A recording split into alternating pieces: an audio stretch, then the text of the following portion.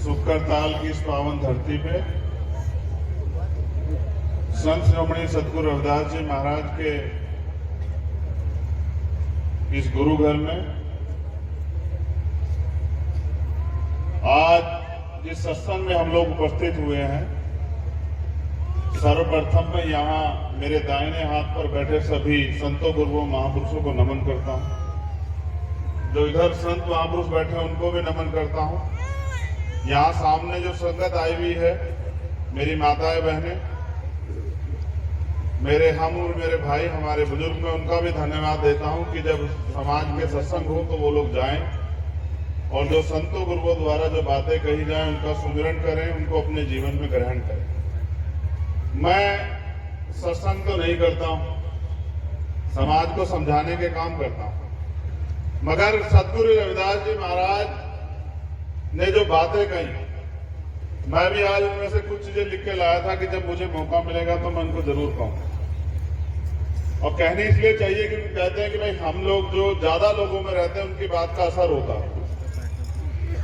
पहले मैं अगर अपने विषय में आपसे कहूं,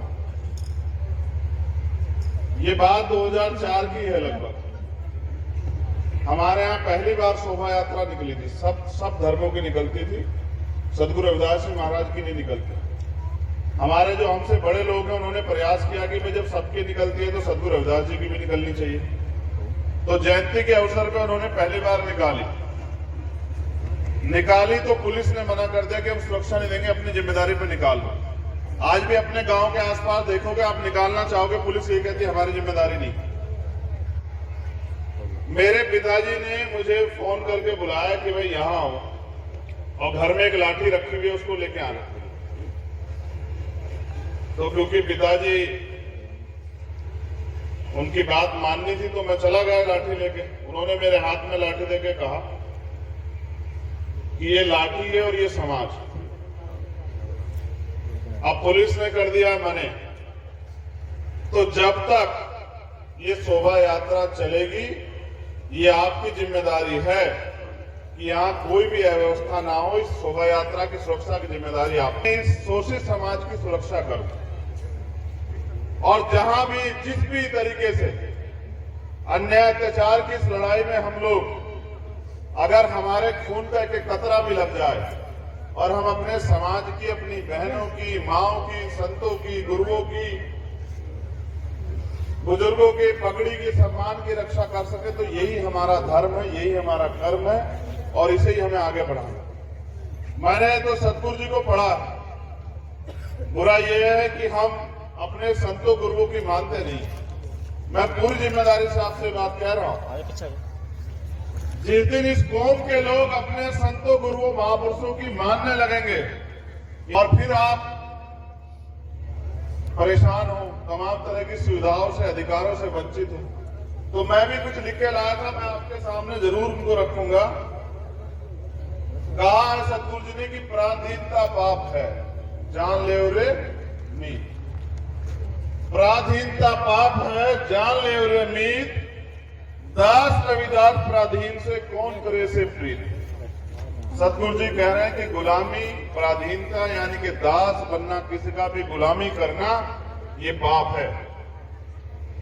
कुदरत ने हमें भी महापुरुषों संतों गुरुओं के आशीर्वाद से 2 हाथ, 2 पैर, 2 आंखें और जो भी अन्य व्यक्ति को दिया वो हमें भी दिया। तो हमें किसी की दास्ता नहीं स्वीकार करनी चाहिए, हमें अपने मन में गुलामी की भावना को नहीं रखनी चाहिए।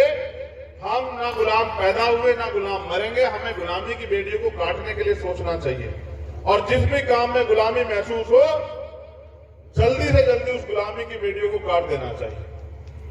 फिर अब ये समझाने की बात है, हमारे नौजवान साथी बड़े पैमाने पर आए हुए हैं यहाँ। सतगुरु जी कहते हैं रविदास मधुरा का पीजिए जो चढ़े उतराए, नाम मारस पीजिए जो चढ़े फिर ना फिर उतराए। कि जो शराब आप नशा जो करते हो, ऐसे नशे का क्या फायदा जो उतर जाए। अपने संतों गुरुओं के नाम का नशा कीजिए जो एक बार चढ़ जाए फिर कभी ना उतरे, और जिस पे चढ़ गया है उसका जीवन कामयाब हो गया। तो मैं तो आपसे अपील करूंगा सत्संग के माध्यम से कि आप नशे को त्यागें, किसी भी प्रकार के नशे को। जितने लोग यहां बैठे अपने अंदर झांकें। जब सतगुरु जी ने इसका विरोध किया तो हम कौन होते हैं उनकी बात को काट के इस नशे को स्वीकार करने वाले। और अगर हम स्वीकार कर रहे हैं, इसको कर रहे हैं, तो फिर हम अपने बाप की सच्ची औलाद नहीं। जिस कुल गुरु ने हमारा दुनिया में इतना बड़ा नाम किया, फिर हम उसकी सच्ची औलाद नहीं हो सकते। अगर हम ये कर रहे हैं, तभी तो मैं कह रहा हूं कि हम अपने गुरुओं की वाणियों पे नहीं, उनके रास्ते पे नहीं। मैं पहले सत्संग में खूब जाता था, तो समय नहीं मिलता, लेकिन मैं अपने महात्माओं से भी ये कहूंगा कि संत गुरु समाज का आईना होता है, रास्ता दिखाने वाले लोग होते हैं। आप वाणियों का अर्थ इनको बताया कर। सत्संग में आए, यहां से कुछ लेके नहीं गए, ऐसे आए सुन के चले गए, कोई परिवर्तन नहीं होगा। जब तक आप उस बात की गुणता को नहीं समझोगे, परिवार को जो नहीं आया उसको नहीं समझाओगे कि क्या कहा वहां से सत्संग में, और जब तक आप उस रास्ते पे नहीं खड़े होंगे, आपकी तरक्की नहीं हो सकती। आज तो महाराज जी यहां बैठे हुए, सबसे ज्यादा शराब हमारे लोग पिला रहे हैं। चाहे तीजा हो, 13वीं हो, शादी हो, सगाई हो, कुछ भी हो, जन्मदिन हो। हाँ, और गुरु जी ने कहा, देखो मैं इसलिए नहीं कहता कि बुरी लग जाए। जब महात्मा ही पी रहे, अभी देख महात्मा जी मुझे मिले आते हुए पिछले गांव में, जब आप आगे आगे गाड़ी लेके आ रहे थे, वो पैदल पैदल चल रहे थे और इधर उधर पैर रख रहे थे। जब आप इस चोले को पहन के भी इसकी इज्जत नहीं रख सकते, फिर आप महात्मा नहीं हो सकते। महात्मा वो है जिसने सब कुछ इस समाज के नाम कर दिया, और जो इस समाज के लिए अपना सब कुछ। मैंने अभी गुरु जी से बात करते हुए बात कही महाराज जी कि पहले समय समय पे हमारे बीच हमारे गुरु आए और उन्होंने समाज का नेतृत्व किया। जब उन्होंने नेतृत्व किया, समाज आगे बढ़ा। जिस दिन गुरु चला गया, उस दिन हम टुकड़ों टुकड़ों में बट गए। दोबारा से हमें और हमारे बीच से जो साधु संत बैठे हैं, उनमें से या कहीं और फिर कोई खड़ा होगा और गांव गांव जाके लोगों को समझाएगा कि असली रास्ता कौन सा है। और जब समाज उसकी बात समझ के तरक्की की तरफ चलेगा, उसकी मान्यता बढ़ेगी, फिर आप सत्संग कराना, सारी रिकॉर्ड टूट जाएंगे आपके सत्संगों के। इतने लोग आएंगे आपको सुनने के लिए। इसलिए मैं भी उम्मीद कर रहा हूं कोई संत महापुरुष संत निकल के आए, जिसके पीछे पीछे हम भी खड़े होकर समाज को आगे बढ़ते देखें। ये बहुत जिम्मेदारी की बात अब की बार कहूंगा तुमसे। तुम मखतूल सफेद सफियल, हम बपुरे जसकीरा, सब संगत मिल रही है साधो, जैसे मधु मक्खी। ये मैंने नहीं कहा भाई, ये सतगुरु जी ने कहा। सतगुरु जी ने कहा समाज को ऐसे संगठित रहना चाहिए जैसे मधुमक्खी रहती हैं। और मधुमक्खियों को देखा आपने? एक मधुमक्खी की तरफ अगर कोई पत्थर मारता है तो पूरे के पूरी तैयार हो जाती है लड़ाई लड़ने के लिए। जिनका समाज संगठित है, वो बड़े से बड़े दुश्मन को भी निस्तानाबूद कर सकता है। और जिनका समाज संगठित नहीं है, अब उनका हाल आप बेहतर जानते हैं क्या हो रहा है। एक जो सबसे बड़ी बात सतगुरु जी की है, जिसको मैं रोज कहता हूं, ऐसा चाहूं राज में जो मिले सबनु अन्न, और छोटे बड़े सब सम बसे रविदास रहे पसंद। इस राज का नाम सतगुरु जी ने बेगमपुरा राज का है। कौन सा राज? बेगमपुरा। अभी हमारी जब प्रार्थना हो रही थी, गुरु जी बेगमपुरे का जिक्र कर रहे थे कि बेगमपुरा बसाना। कड़वी बात है, हजम नहीं होगी आप लोगों को, लेकिन सुनो। बेगमपुरा राज, ऐसा राज जिसमें कोई गम ना हो किसी को भी, ना सिर्फ हमारी जाति के लोगों को, अपितु किसी को भी।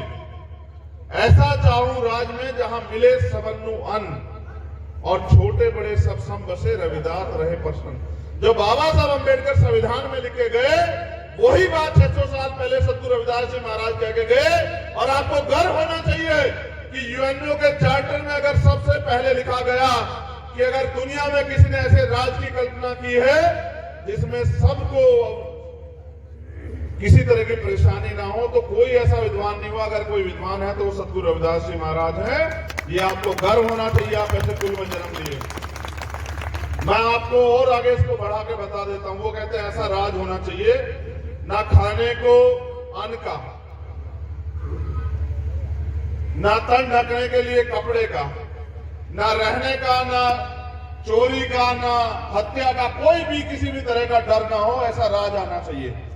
लेकिन मेरा सवाल आपसे, मेरी माए बहनें बैठी, तकलीफ होती है बहुत। अखबार पढ़ते हैं ना तो सीना छल नहीं होता है जब खबर आती है कि वहां किसी बहन के साथ अन्याय हुआ, वहां किसी दूसरी बहन के साथ अन्याय हुआ। और भारत की तो ये सच्चाई है, रोज अखबार उठाओ, टीवी खोलो, आज इस बहन के साथ, आज उस बहन के साथ, आज यहां झगड़ा, आज वो, सब तमाम। जिस कौम को सतगुरु रविदास जी महाराज इतनी बड़ी जिम्मेदारी देके गए कि मेरे बच्चों बेगमपुरा राज बसाना, जिनके कंधों पे इस देश को आगे बढ़ाने की जिम्मेदारी थी, आज उनके हालात देखो, अपने घरों में, अपने क्षेत्रों में, अपने गांव में जाके देखो कि उस समाज के क्या हालात हैं। जिस समाज को नेतृत्व करके अपने कंधे पे इस देश को खड़ा करना था, आज वो समाज रोजी रोटी और तमाम तरह की परेशानी के लिए से जूझ रहा है, उसका हाथ फैला हुआ है सब। जिनके कुल गुरुओं को उस समय जहां छूत और छूत का इतना बड़ा भेद था कि बनारस के सभी ब्राह्मण कंधे पे पालकी में बिठा के जब तर्क वितर्क में हार जाते हैं, उनसे पूरे बनारस के चक्कर लगाते हैं। ऐसे गुरु के बच्चों के हालात देखो, उनकी बेटियों बेटों के हालात देखो। भाई बेगमपुरा राजगुरु जी कौन बसाएगा जब उनकी संतानें तो काम नहीं कर रही। जिनके ऊपर ये जिम्मेदारी है वो तो नशा करके मौज काट रहे हैं, वो तो एक दूसरे की गर्दन काटने को तैयार है, वो तो छोटे छोटे लालच में सब कुछ खराब कर रहे हैं, दूसरे ईर्ष्या रख रहे हैं।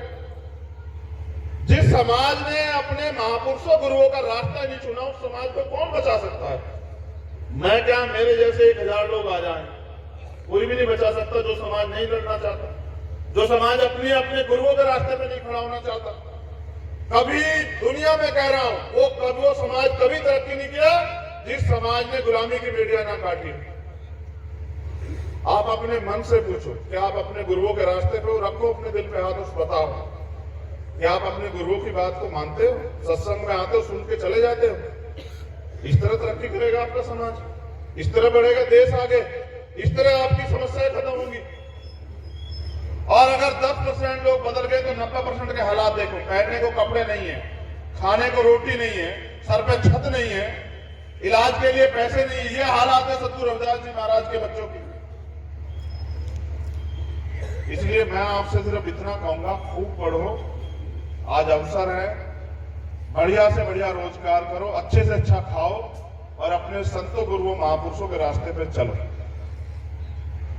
मैं एक अनुरोध और करूंगा, ये गुरु जी का सत्संग है, यहाँ संत महापुरुष बैठे, मैं अपने छोटे भाइयों से भी कहूंगा, मैं तो एक सिपाही हूं, ये पैर वैर मत छुआ करो, मैं इस लायक नहीं हूं, मैं तो अपना काम कर रहा हूं। आप भी मेरे से अच्छे बड़े बन सकते हैं, आप भी इस तरह दिल लगा के समाज का काम करो। ये पैर वैर छूने का काम ये तो संत गुरुओं का है, जो लोग अपना जीवन समाज के नाम अर्पित कर चुके हैं। मेरा क्या है, मेरे जैसे लोग तो आते रहेंगे, उनका काम है समाज की लड़ाई लड़ना, क्योंकि उनको दर्द होता है, उनको लगता है कि उनके समाज की हालत अच्छी नहीं। तो आपसे अनुरोध है, मुझे आपको मसीहा की जरूरत है, मुझे मैं समझता हूं आप मसीहा के इंतजार देख रहे हैं, कोई मसीहा आपकी जिंदगी बदले। मसीहा आए थे, वो देखो वो रही तस्वीर, सतगुरु रविदास जी के रूप में आए थे। मसीहा आपको रास्ता दिखा गए, आप चलो तो सही उस पर, संगठित तो हो जाओ, अपनी लड़ाई तो लड़ो, अपने भाइयों के हाथ तो पकड़ो, फिर देखो आपकी तरक्की कौन रोक दे। तो मैं यहाँ गुरु जी का धन्यवाद देता हूं, उनका आदेश था कि मैं आऊं, मैं उनके आदेश पे तत्काल यहाँ चलाया। मैं गुरु जी से ये भी वादा करता हूं कि हमेशा जब भी उनका आदेश लगेगा, हम और हमारे साथी उनके चरणों में जो है आदेश के साथ खड़े रहेंगे। लेकिन मैं आपसे वादा करता हूं, जिस तरह से इस देश में अन्याय अत्याचार हो रहा है, उसके खिलाफ हम लोग चुप नहीं बैठेंगे, अपने गुरुओं के रास्ते पे चल के उस अन्याय अत्याचार को खत्म करने का काम करेंगे। हम यहाँ अधिकारवीर पैदा हुए, लेकिन अधिकारवीर मरेंगे नहीं। हमारे गुरु हमें रास्ता दिखा के गए, हम उस रास्ते पे चल के इस देश की राज व्यवस्था में अपने लोगों को काबिज करेंगे और अंतिम व्यक्ति को भी वो सुविधाएं और वो अधिकार दिलाने काम करेंगे जो सतगुरु रविदास जी महाराज कह के गए हैं कि ऐसा